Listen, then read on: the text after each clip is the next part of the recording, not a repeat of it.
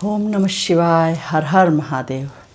आज श्री शिव पुराण के रुद्र संहिता पार्वती खंड का 29वां अध्याय सुनाने जा रही हूँ। तो आप लोग सुने और उसका पूर्ण फ़ायदा उठाएं। पूरा शिव पुराण कंप्लीट करूँगी, मगर प्लीज़ अगर सब्सक्राइब नहीं किया है तो ज़रूर सब्सक्राइब करिए। तो सुनिए।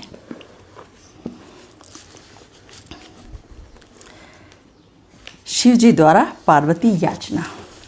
ब्रह्मा जी बोले, नारद जी उसके बाद सफलता पाकर श्री पार्वती जी अपने माता पिता के घर को चल पड़ी। अब तो हिमालय और मैना श्री पार्वती जी का आगमन सुनकर अपने पुरोहित संबंधी मित्र आदिकों को साथ लेकर विमान पर चढ़कर नगर के बाहर श्री पार्वती जी के दर्शन करने के लिए आए और जय जयकार करने लगे। राजमार्ग में स्त्रियां मंगल कलश लेकर नाचने लगी। सौभाग्यवती नारियां हाथों में दीपक सजाकर मंगल गीत गाने लगी। ब्राह्मण स्वयाति वाचन कहते हुए वेद ध्वनि करने लगे। शंख आदि अनेकों बाजे बजने लगे। श्री पार्वती जी पधारी, अपने माता पिता को प्रणाम किया। उन लोगों ने कंठ से लगाकर आशीर्वाद दिए। नगर में पहुंचकर अत्यंत प्रसन्न होकर श्री पार्वती जी की प्रशंसा करने लगे। इसके बाद सबकी प्रसन्नता के लिए हिमाचल ने श्री गंगा जी पर स्नान करने को चले गए। उसी समय भगवान श्री शंकर जी नट रूप धारण करके डमरू आदि बजाते हुए नाचते हुए मैना के समीप आकर नाचने लगे तथा शिव डमरू की सुंदर ध्वनि करने लगे, जिसे सुनकर एवं देखकर नगर निवासी और मैना मोहित हो गए। श्री पार्वती जी भी उनका त्रिशूल आदि चिन्ह देखकर अपनी सुध बुध भूल गईं। तब मैना स्वर्ण पात्र में रत्न आदि भरकर उन्हें भिक्षा देने लगीं। भिक्षुक रूप रुद्रदेव यह देखकर बोले, यदि आप प्रसन्न हो गई तो अपनी कन्या का दान मुझे कर दो। ऐसा कहकर फिर नृत्य करने लगे। इतना सुनकर मैना क्रोध में आ गई और उन्हें बाहर निकालने के लिए तत्पर हो गईं। तब तक हिमाचल भी गंगा स्नान करके लौटे। अपने आंगन में भिक्षुक को देखकर मैना से सारा वृतांत भी सुना। तब तो हिमाचल भी क्रोध करके नौकरों से बोले, इस नट को शीघ्र ही बाहर निकाल दो। नौकरों ने उन्हें अग्नि के समान तेजस्वी देखा। सदाशिव को छूकर भी न छू सके। सदाशिव ने अपने तेज से विष्णु आदि स्वरूप दिखाए। उन्हें देखकर हिमाचल भी अत्यंत आश्चर्य में आ गए। फिर भगवान रुद्र ने श्री पार्वती जी के साथ हिमाचल को अपना अद्भुत रूप दिखलाया। फिर पार्वती जी की याचना करने लगे, किंतु शिव माया से मोहित हो हिमाचल ने अपने वचन नहीं माने। तब तो भगवान शंकर अंतर्ध्यान हो गए। उसके बाद ही मैना तथा हिमालय को चली गईं। अरे ये स्वयं भगवान शिव ही थे जो स्वयं पधार कर कन्या की भिक्षा मांगने आए थे। हमने क्या किया? सदाशिव को विमुख लौटा दिया। शिव माया वर्णन। ब्रह्मा जी बोले, नारद जी, श्री पार्वती जी की सदाशिव में काम रहित भक्ति देखकर इंद्रादि देवता विचार करने लगे। हिमालय अपनी कन्या का दान करके तो दुर्लभ मोक्ष प्राप्त कर लेगा और पृथ्वी का त्याग कर देगा। तब तो पृथ्वी रत्नों से खाली हो जाएगी। हिमाचल तो दिव्य रूप होकर शिवलोकगामी हो जाएगा। इस प्रकार आपस में विचार करते हुए सब देवता गुरु बृहस्पति जी के पास पहुँचे। उन्हें जाकर सब वृतांत सुनाया और कहा कि आप अतिशीघ्र हिमाचल के पास पहुंचकर शिव निंदा करो, जिससे वो अपनी कन्या शंकर को न देकर और किसी को देवे। इस प्रकार सुनकर बृहस्पति जी श्री शिव का स्मरण करके कहा, देवताओं, तुम लोग महास्वार्थी हो। अपने स्वार्थ में आकर मुझसे शिव निंदा कराते हो। शिव जी ही वहाँ क्यों नहीं पहुँच जाते जिससे तुम्हारे मनोरथ सिद्ध हो जाएं। सप्तऋषि अथवा ब्रह्मा जी के पास ही जाकर अपना दुख सुनाओ, वे ही तुम्हारे संकट काटेंगे। ब्रह्मा जी बोले, नारद, सारे देवता मेरे पास आ गए और मुझे सारा वृतांत कह सुनाया। तब मैंने कहा, हे देवताओं, मैं भगवान शंकर की निंदा नहीं करूंगा। तुम स्वयं भगवान शिव के पास पहुंचकर उन्हें प्रसन्न करो। वे स्वयं अपनी निंदा जाकर आप करें।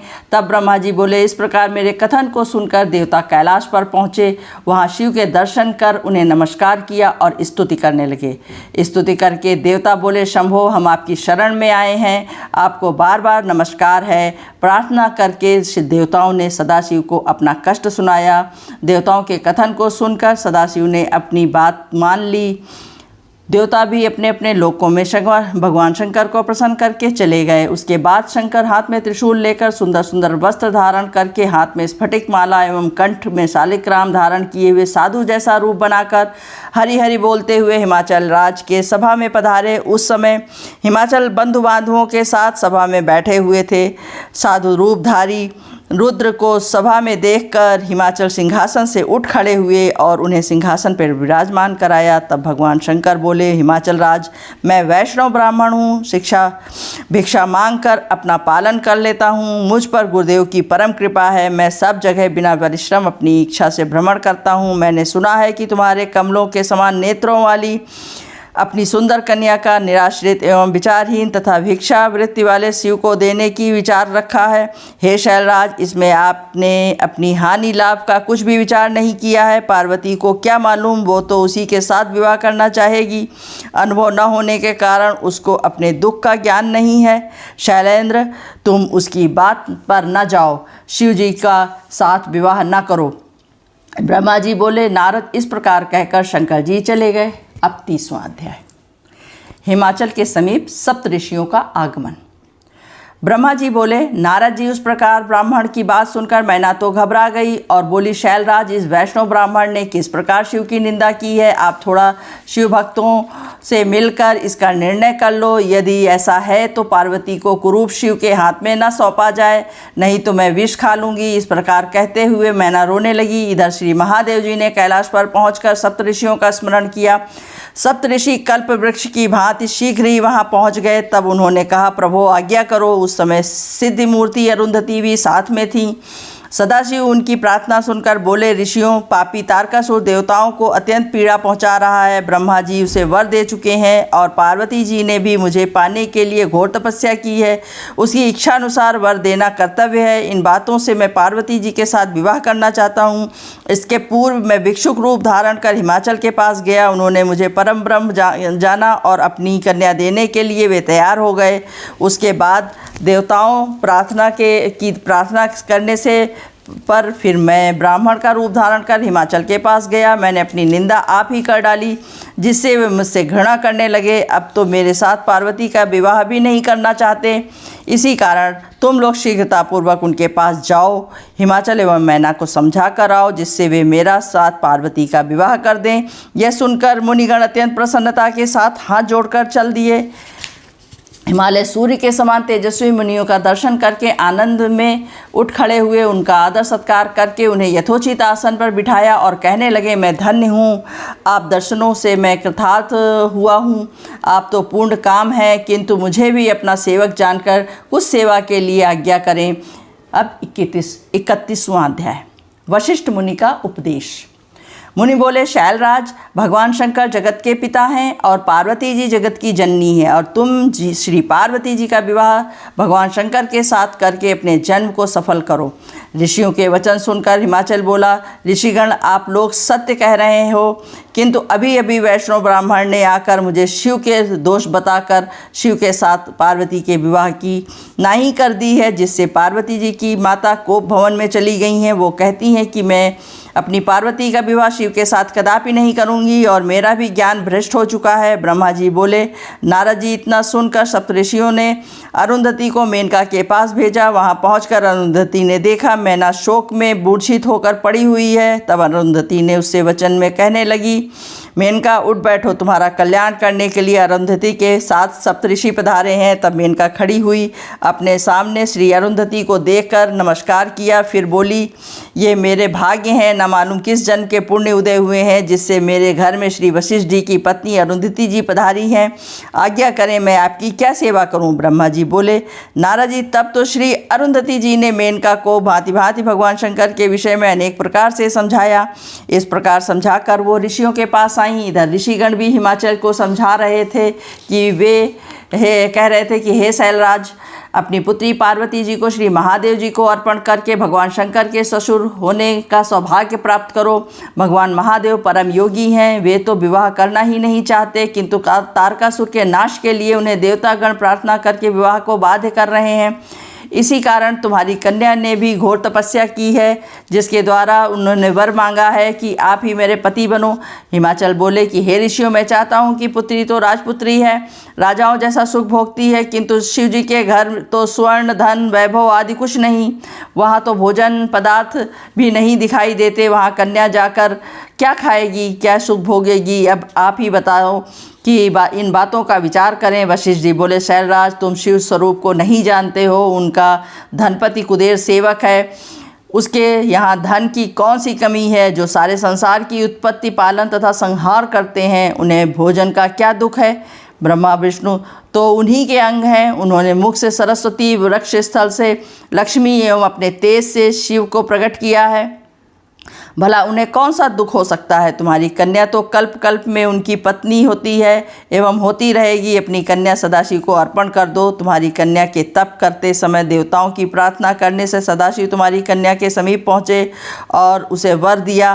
तुम्हारी कन्या के ही कथन से शिवजी उसके कन्या मांगने के लिए तुम्हारे घर पधारे और सदाशिव को प्रसन्न होकर उस समय तुमने कन्या देने के लिए वचन दे दिया। अब उन वचनों से हट रहे हो, ये उचित नहीं है।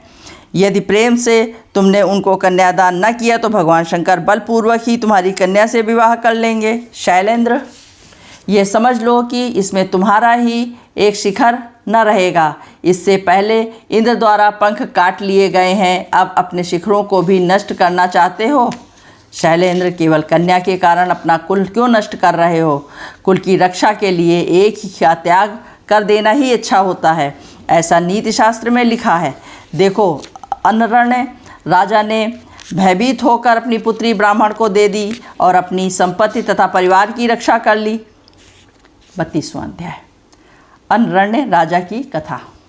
ब्रह्मा जी बोले, नारद, अनरण्य राजा की बात सुनकर हिमाचल पूछने लगे, ऋषि अनरण्य राजा की पूरी कथा सुनाइए। वशिष्ठ कहने लगे, पर्वतराज इंद्र आदि सवर्णी नाम का जब 14वां मन हुआ तो उसी के वंश में राजा अनरण्य हुए थे। वो भगवान शंकर के प्रिय भक्त थे। 7 द्वीप पर इनका राज्य था। इन्होंने एक ही कुल में भृगु जी को आचार्य बनाकर 100 यज्ञ किए थे। इनकी 5 रानियां थीं, 100 पुत्र तथा लक्ष्मी के समान परम सुंदरी पद्मा नाम की एक कन्या थी।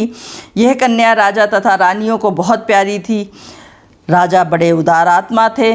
एक बार सब देवताओं ने कहा, आप इंद्र के समान सिंहासन पर बैठकर स्वर्ग का राज्य करो, किंतु इन्होंने स्वीकार न किया।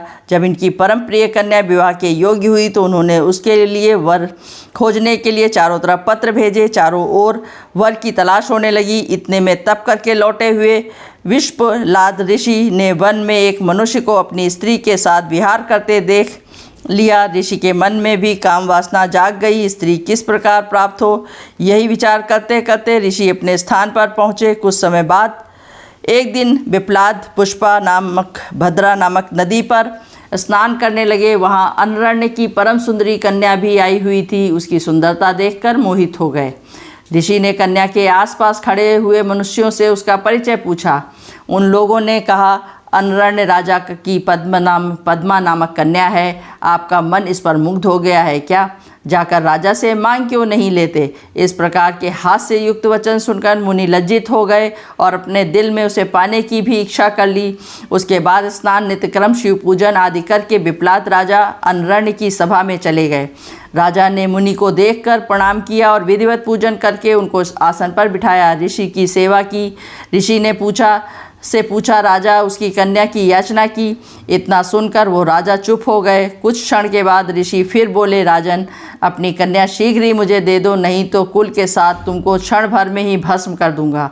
इस प्रकार मुनि के कहने पर राजा रोने लगे। रानियां, नौकर, चाकर सब के सब रोने लगे। इस बूढ़े ऋषि को कन्या किस प्रकार दे दी जाए, लोग क्या कहेंगे? राजा इस प्रकार चिंता में घुल रहे थे। उसी समय राजपुरोहित तथा राजगुरु वहां आ गए। राजा ने रोते रोते उस ऋषि का वृतांत सुनाया। पुरोहित तथा गुरु विचार कर राजा से बोले, हे राजन, आपको कन्या का किसी के साथ विवाह तो करना ही है, तो फिर इनके साथ ही क्यों न कर दो, जिससे आपको कुल की रक्षा हो जाए। इस ब्राह्मण द्वारा कुल का विनाश हो जाना अच्छा नहीं। इस प्रकार पुरोहित एवं गुरु के वचन सुनकर बुद्धिमान राजा ने अपने कुल की रक्षा के लिए अपनी कन्या को वस्त्र आभूषण से अलंकृत कर कर मुनि को अर्पण कर दिया। मुनि ने भी विधिपूर्वक पद्मा के साथ विवाह करके अत्यंत प्रसन्न होकर राजा से विदा होकर अपने स्थान को गए। इस शोक में राजा राजपाट छोड़कर वन में चले गए और रानी भी वन में चली गईं। पति तथा कन्या का स्मरण करके रानी की मृत्यु हो गई। इधर घर में सारा परिवार, नौकर चाकर राजा बिना दुखित हुए राजा अनरण्य ने वन में जाकर तप करके भगवान शंकर को प्रसन्न किया और शिवलोक को प्राप्त हो गए। अनरण्य राजा के बड़े पुत्र कीर्तिमान राज्य करने लगे। वशिष्ठ जी ने कहा, हिमाचल राज, इस प्रकार अनरण्य राजा ने अपनी कन्या को देकर अपना कुल धन आदि सबकी रक्षा कर ली, इसलिए अब तुम भी अपनी कन्या शिव को अर्पण करके सब देवताओं को अधीन कर लो। 33वां अध्याय, पद्मा बिप्लात की कथा। ब्रह्मा जी बोले, नारद जी, हिमाचल अनरण्य की कथा सुनकर कहने लगे, मुनिवर, आपने बहुत सुंदर कथा सुनाई है, अब आप कृपा करके बिप्लात की कथा सुनावें। पद्मा के साथ विवाह कर ऋषि ने कहाँ निवास किया और क्या किया? वशिष्ठ जी ने कहा, पर्वतराज, वो बिप्लात अत्यंत वृद्ध थे, कमर झुक गई थी, काँप काँप कर चलते थे। इस प्रकार बूढ़े मुनि पद्मा के साथ विवाह करके अपनी कुटिया पर निवास करने लगे। वो पद्मा साक्षात लक्ष्मी थी, अपने पति को साक्षात विष्णु समझकर उसकी सेवा पूजा करने लगी। एक दिन पद्मा स्वर्णदा नामक नदी में स्नान कर रही थी। उसकी परीक्षा लेने के लिए स्वयं धर्मराज वहां आए। उन्होंने राजाओं जैसे सुंदर रूप धारण किया हुआ था। अस्त्र आभूषणों से शोभायमान नवयुवक कामदेव के समान लग रहे थे। रथ पर बैठे हुए थे। उस पद्मा के भाव जानने के लिए मार्ग में ही उससे कहने लगे, सुंदरी, तुम तो राजरानी बनने योग्य हो, बूढ़े बिप्लात के योग्य तो नहीं हो। यह बूढ़ा कब तक जिएगा जो मौत के घाट पर बैठा हुआ है? इसी कारण इस बूढ़े को त्याग कर मेरे साथ चलो, मैं तुम्हें हृदय की रानी बनाऊंगा। इस प्रकार कहकर राजकुमार बने हुए धर्मराज रथ से उतरे और पद्मा को पकड़ने के लिए तैयार हो गए। तब तो पद्मा थोड़ा हट कर क्रोध में आकर कहने लगी, अरे ओ पापी, दूर हट, मेरे शरीर का स्पर्श मत करना, नहीं तो शीघ्र ही नष्ट हो जाएगा। तुम कामदेव से अंधे होकर मेरा पतिव्रत धर्म नष्ट करना चाहते हो। अपने परम पूज्य महातेजस्वी महर्षि बिप्लात को त्याग कर मैं स्त्री लंपट महाकामी दुराचारी तुम्हारे साथ क्यों चलूँ? याद रख मूर्ख, यदि तू मुझे बुरे भाव से देखेगा तो शीघ्र ही नष्ट हो जाएगा। ब्रह्मा जी बोले, नारद जी, इस प्रकार पद्मा ने उसे शाप दे दिया तो उसने अपना राजाओं जैसा रूप त्याग दिया और अपने धर्म के रूप में आकर काँपते काँपते बोला, माता, मैं धर्म हूँ जो कि ज्ञानियों के गुरु का भी गुरु है। मैं वही हूँ, सदा पर स्त्रियों को अपनी माता मानता हूँ। मैंने तो केवल आपकी परीक्षा लेने के लिए सब कुछ किया है। वह मैंने आपके पतिव्रत धर्म की भली भांति परीक्षा कर ली है। मैंने ये कोई अनुचित कार्य नहीं किया है। मुझे ईश्वर ने इसलिए प्रकट किया है कि मैं धर्मात्मा पुरुष धर्म संबंधी परीक्षा लेकर उन्हें धर्म में दृढ़ करता रहूं। अब आपने मुझे शाप दे डाला है, उसका क्या होगा? नारद जी, धर्मराज इतना कहकर पद्मा के पतिव्रत धर्म से प्रसन्न होकर चुपचाप खड़े हो गए। तब पद्मा अनरण्य की पुत्री आश्चर्य में आकर कहने लगी, धर्मराज, तुम तो समस्त जीवों के कर्मों के साक्षी हो। मेरी परीक्षा के लिए ढोंग क्यों रचा? अब तो मेरा इसमें क्या वश है? मैं आपको शाप दे चुकी हूँ, मेरा शाप अन्यथा तो नहीं हो सकता। अस्तु धर्म, तुम 4 पद वाले हो। सतयुग में तुम्हारे 4 पद रहेंगे, त्रेता में 3 पद रहेंगे, द्वापर में 2 होंगे, कलयुग में 1 भी पाद ना होगा। फिर सतयुग लगने पर 4 पाद पहले जैसे ही हो जाएंगे। नारद, पतिव्रता के वचन सुनकर धर्म प्रसन्न होकर, पतिव्रता पद्मा, तुम धन्य हो। तुम तो अपने पति के चरणों में सदा प्रेम करोगी। तुम्हारा पति जवानी को प्राप्त हो जाएगा, उसकी जवानी स्थिर रहेगी। मार्कंडेय के समान बड़ी आयु वाला, कुबेर के समान धनी, इंद्र जैसा वैभववान सुंदर स्वरूप वाला धर्मात्मा रतिशर होगा। अपने पति द्वारा 10 पुत्र होंगे, वे भी गुणवान तथा दीर्घायु होंगे। वशिष्ठ जी बोले, इस प्रकार धर्म से वर पाकर पद्मा प्रसन्न होती हुई अपने घर आई और धर्म भी पद्मा की प्रशंसा करते करते अपने धाम को चले गए। घर में पहुंचकर धर्म के दिए वर के अनुसार अपने पति को पद्मा जवान हुआ देखकर प्रसन्न हुई और उसके साथ सुख विलास में मग्न हो गई। कुछ समय बीत जाने पर पति द्वारा उसके अधिक गुण संपन्न 10 पुत्र प्राप्त हुए। पर्वतराज, इस प्रकार वे दोनों स्त्री पुरुष अत्यंत सुखी हो गए। इसको सुनकर हिमाचल अपनी पत्नी से बोले, हे देवी, अब तुम देर न करो, पुत्री पार्वती शिव जी को अर्पण कर दो। इस प्रकार 33 अध्याय समापन हो जाते हैं। अब 34 अध्याय और उसके आगे कल सुनाऊंगी आप। तब तक के लिए आप लोग अपना ध्यान रखो, सुखी व प्रसन्न रहो। हर हर महादेव। ओम नमः शिवाय, ओम नमः शिवाय, ओम नमः शिवाय।